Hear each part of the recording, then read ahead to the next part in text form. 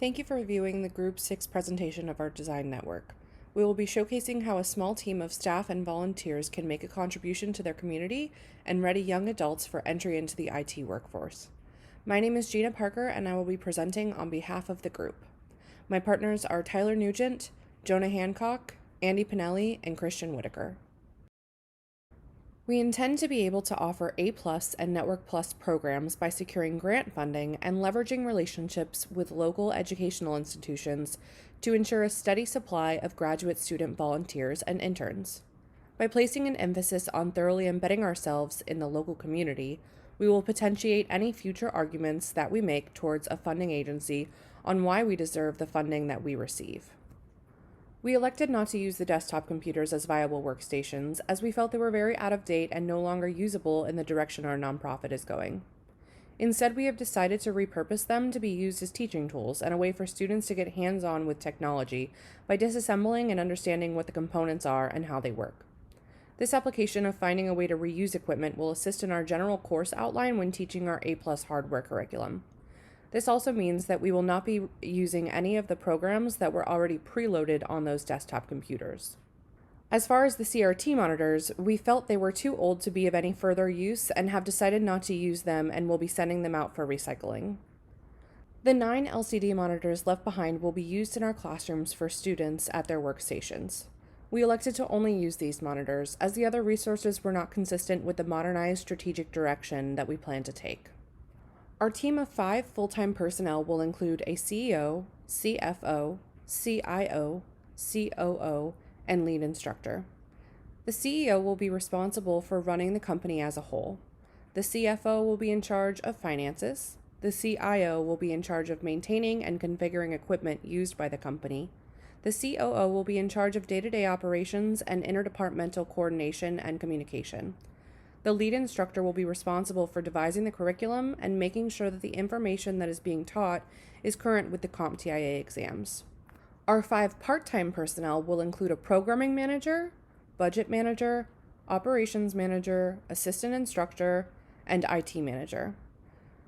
The programming manager will be responsible for setting up the classes, helping students enroll, and ensuring student readiness. The operations manager will assist with day-to-day functions, ensuring resource availability for students, such as textbooks, supervising employees, and be involved with the hiring process. The assistant instructor will help student teachers with curriculum execution, bettering themselves as teachers, and producing personalized curriculum tracks.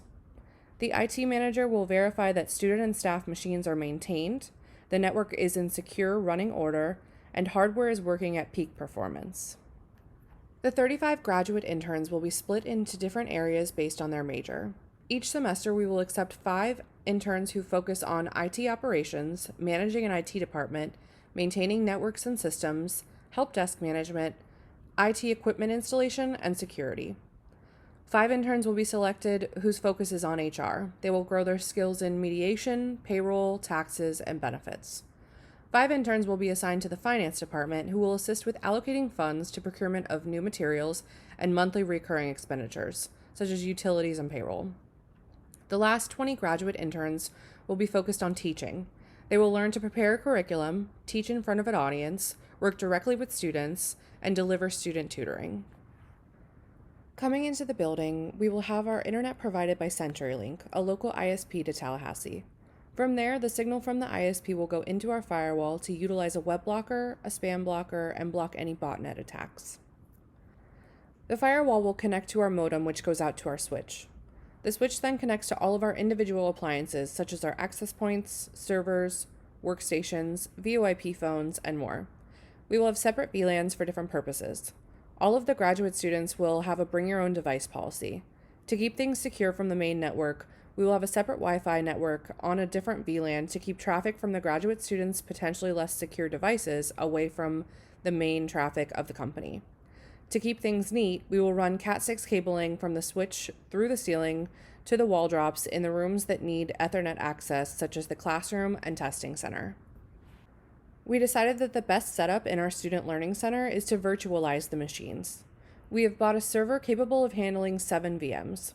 In the classroom itself, we have decided to buy used, good quality desktops for a low price that the students can sign into their own individual VMs from. This will act as a sandbox environment where students can safely learn without potentially destroying real hardware or a real networked environment. As we will be teaching Network Plus, this will give students the opportunity to create other virtual machines to build their own networked environments within the VM. They will be able to utilize popular tools such as Active Directory, Remote Desktop, and Group Policy and learn how they all interconnect to form a network environment. The training room will be a traditional classroom setting. It will have all of the traditional classroom fixtures such as a whiteboard and projector. Students will have their own assigned workspaces. There will also be 2 teaching stations, one at the back of the class and one at the front near the whiteboard. The storage room will be a spot to keep cleaning supplies, extra textbooks and IT equipment, extra office supplies, holiday decorations, etc. The IT room will serve as the main telecommunications room where ISP comes in and servers are housed. The CIO and IT manager will work out of this space. There will be a joint office that finance and HR shares, where they have their own desks, filing cabinets, and secure storage for sensitive documents and data. The CEO will have their own private, secure, quiet office. The exam room will serve as the certification site for students and a working environment for graduate interns who are not actively teaching a class. They will be working on Wi-Fi on their own devices. We elected not to use the 5th floor for teaching. To help keep costs low, we will not run any equipment or cabling to that floor. We've decided to use it as a break room and extra storage for things not needed as frequently. We estimated the rough cost of everything needed to begin running our nonprofit. This includes desktops, monitors, wiring, software, networking hardware, and phones. We estimate that we would need approximately $30,395 to start teaching students. We're assuming that the classroom space was already being used as a classroom. Because of this, we did not factor desks and chairs into our cost as we will use whatever is available. To help keep costs low, we will use the free version of Office 365 available for nonprofits. This will help to reduce monthly costs by not having to pay for a subscription service. As the graduate interns will be bringing their own devices, the only expense for them will be the included Wi-Fi. For the sake of being prepared, we have included a one-time contingency fund of $5,000 into the initial budget to help get us up and running. This will help to cover any unforeseen expenses, such as faulty equipment or a coffee pot for the break room. This should prevent us from being blindsided by any unforeseen costs and going over budget. We have drafted a rough outline of what we expect our major expenses to be once we get up and running. We plan to pay our executives roughly $60,000 a year and our part-time staff $18.75 an hour. We felt these wages were justified due to the inherent technical nature of the job, allowing us to compete with profit-driven companies when attracting core employees. Thank you so much for your time and giving us the opportunity to present our design.